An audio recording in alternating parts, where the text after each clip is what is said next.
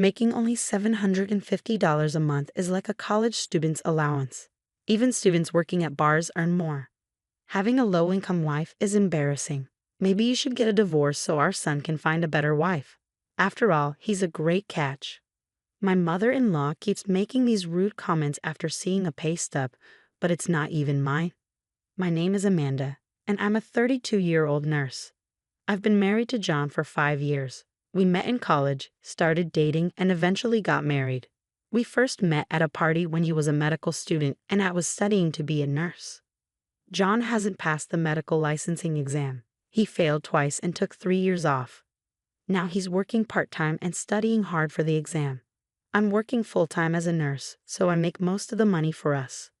John isn't into bragging about money or posting pictures of fancy cars on social media. He's serious about his work, reading stories about people who've lost loved ones to illness, keeping up with the number of people affected by infectious diseases, and studying Japan's healthcare system. I respect him even though he's not a doctor yet. He genuinely wants to help people, so I didn't leave him despite his lack of income and being in his 30s. He hasn't told his parents that he isn't a doctor yet. Sorry, my mom is too nosy, he says. It's okay. I support you, so you don't have to worry about your parents. Live your life the way you want. This is just temporary. That's why his situation remained a secret. No one knew because he worked as a night security guard at the hospital where I worked. This way, he was technically employed there. He had enough knowledge and information from my stories to sound like a doctor. So when his parents, who rarely saw us, asked about him, I said yes, patients really like him. I believe that while cruel lies can hurt people, kind lies can sometimes save them. Telling a patient you have 3 months left and there's no chance of recovery is like starting a countdown. It's better to say, you look good today and you ate a lot. That's how people are. On the other hand, my mother-in-law is very different from my serious and honest husband. She has a harsh personality and is a typical overbearing mother-in-law. She looks down on me for being just a nurse married to her son, the doctor. There must have been so many better options, like a beautiful dermatologist. I always apologize and bow my head when she says things like that. I wholeheartedly support my husband in his pursuit of becoming a doctor, but right now, he's just a high school graduate with a lot of medical knowledge working part-time. He's not even a medical intern yet. However, my husband is genuinely grateful, often saying, "Thank you for everything always." So I silently support him. I'm also very busy with my work. Our combined income is barely enough to make ends meet, but it couldn't be helped. I didn't care much about money because I admired Florence Nightingale and wanted to help people. Currently, I'm a nurse in internal medicine, which has the heaviest workload. Wanting more money doesn't even cross my mind. As long as we can live, eat, and stay healthy, that's enough. Isn't that what life is really about? Even though I'm the one supporting my husband's living expenses and tuition, my mother-in-law tells everyone in the neighborhood, my son is a doctor and earns well. If he were a serious doctor, he wouldn't want his mother bragging about his income, whether good or bad. But my mother-in-law doesn't care and only talks about money, money, money. As her son, he has no choice but to silently endure it. She doesn't know that he's actually working as a security guard in uniform at the hospital instead of walking around in a white coat as she brags about. Even if he were walking around in a white coat, it's not something to boast and gossip about. I understand her pride, but she should hold back. I was worried that my husband's mental state might suffer and he might fail the medical licensing exam because he's barely hanging on. If he ends up spending his entire life as a security guard after trying so hard, it would be heartbreaking. His personality is perfect for being a doctor. His only weakness is his kindness. That's why my mother-in-law makes up stories and says things like, "My son makes $373,000 a year." For him, knowing that's false just adds more pressure. I once gently expressed my concern to her. I think it would be better for the patients if he didn't talk so much about his job because it might cause problems. After all, if you think about it from the opposite perspective, would you want to go to a doctor whose mother is constantly boasting about him when you're sick? But my mother-in-law doesn't care. Be quiet, you're just a nurse. You should feel lucky to marry a doctor. It's like winning a $3 million lottery. Money can't buy respect. You're just a nursing school graduate. She says mean things. I'm sorry. Thank you for letting me marry John. I respect him as a doctor and as a person, so please leave him alone. You're so annoying. We can make him divorce you and marry someone else. It would be sad if our future grandchild gets your low IQ. She's being really mean. But I stayed quiet. Compared to saving lives or feeling like I'm doing important work, my mother-in-law's mean words didn't bother me much. I didn't take her seriously, but one day she showed up at our house uninvited. Our house is a 30-minute train ride from theirs, so we don't see them often. I'm busy with work, so I'm not around them much. That's why she didn't know the truth until now. Wow, this house is small. Why does my son, who I'm so proud of, have to live in such a poor-looking place? She said loudly. She looked at the row of medical books and said, well, he is my son, and took a picture with her phone. But most of the books were for the national medical exam, so I felt nervous. Since this year's books were there, it might show he's still studying. I tried to stay calm, but my heart was racing. Mother-in-law, I'm sorry. We're both busy with work, so we haven't had time to find a bigger place, especially recently. I hinted for her to leave. But then she started looking around our house. What's with these strange dishes? If you're a doctor, you should buy fancy ones. Yes, I'm sorry.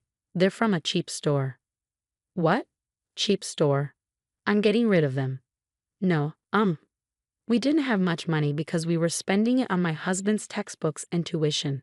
So we saved money on things like plates that didn't affect our basic meals. As long as we could eat off them, it was okay. Right now, passing his exams was the most important thing. At that time, my husband happened to be working as a security guard at the hospital. It was a good thing he wasn't home. I didn't want him to get upset, so I wanted to get my mother-in-law to leave while he was at work. But she kept going through our stuff. I'm going to get rid of these clothes that look like something a student would wear. If you're a doctor, you should wear expensive clothes. She threw away my husband's favorite clothes. And what's this? A cheap watch?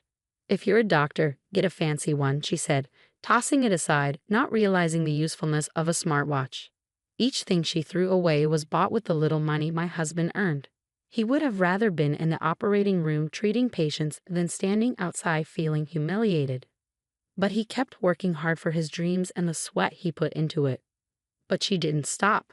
It's because he married a poor girl that you're living like this, even though he's a doctor. It's unbelievable. I thought we could go shopping together and maybe you could buy me a bag or something. Her words were really mean. I had to tell her that what she expected from my husband, whether he's a student or not, was different from how we lived. I was a doctor too. I wasn't just after his money. Mother-in-law, he's not that extravagant. We like our life the way it is, I said calmly. But she wouldn't listen. You're so frustrating. Do you know how hard he worked to get into medical school? My mother-in-law yelled, getting angrier. She kept searching my house, not stopping at the kitchen but going through every closet, throwing away anything she thought was cheap. Then she started looking through our bills and paperwork. That's when she found the pay stubs. They showed $750.25. Even though my husband's name was on them, she either didn't notice or couldn't read it. She shouted, $750. What do you mean $750? That's not my son's daily wage. Even anesthesiologists make $750 a day, and you're the wife of a doctor making only $750? Are you not working hard enough, or what? She started to lose control. That's why you're so poor. You're just using my son for money. You're barely working as a nurse and tricking a doctor. You're only doing part-time nursing because it sounds good. $750 is nothing, so quit already. That money was earned by him when other doctors passed him by, working hard between his study hours for a very low daily wage. It meant a lot to us. But my mother-in-law wouldn't stop being crazy, and then the worst happened. You're a poor wife who brings bad luck. Divorce her quickly. Just then, my husband came home from his part-time job. He looked shocked to see his clothes and watch thrown away.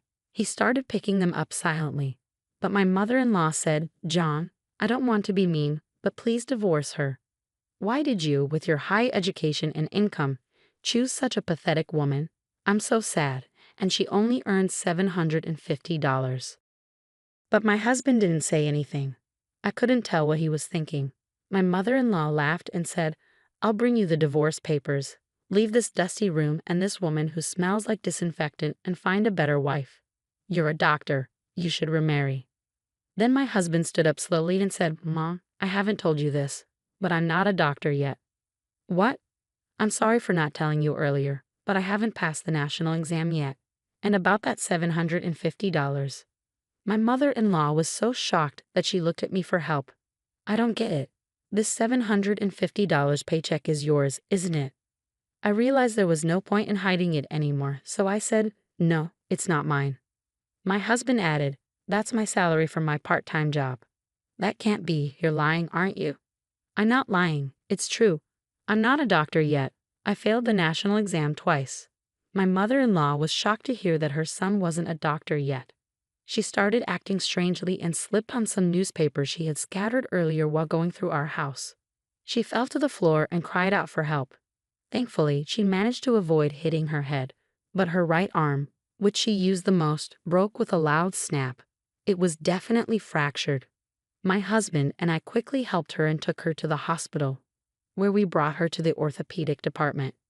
But my husband said, "Mom, I'm sorry, but please don't come to our house anymore, and I don't want you to consider me your son anymore." My mother-in-law was trembling from shock, but my husband continued, "I knew you were proud of me, but I couldn't keep lying. But when you insulted the money I worked hard for, that was too much. But I never thought you weren't a doctor. It doesn't matter if I'm a doctor or not. Do you think I'm studying just to earn $750 a day? I'm an adult, and it seems like we have different values, so let's end our relationship." It seemed like my husband had truly decided to cut ties with his mother. She, who had found purpose in boasting about her son, seemed completely heartbroken. Nowadays, she stays at home, too embarrassed to face her neighbors. That same year, my husband passed the medical licensing exam. Despite being a bit older, he started working as a resident physician and did exceptionally well, always showing kindness, like offering tea to the security guards. Our days became peaceful and happy. If my mother-in-law had just waited a few more months, her dream would have come true, and she could have seen him in his white coat. It's really a pity, but she brought it upon herself.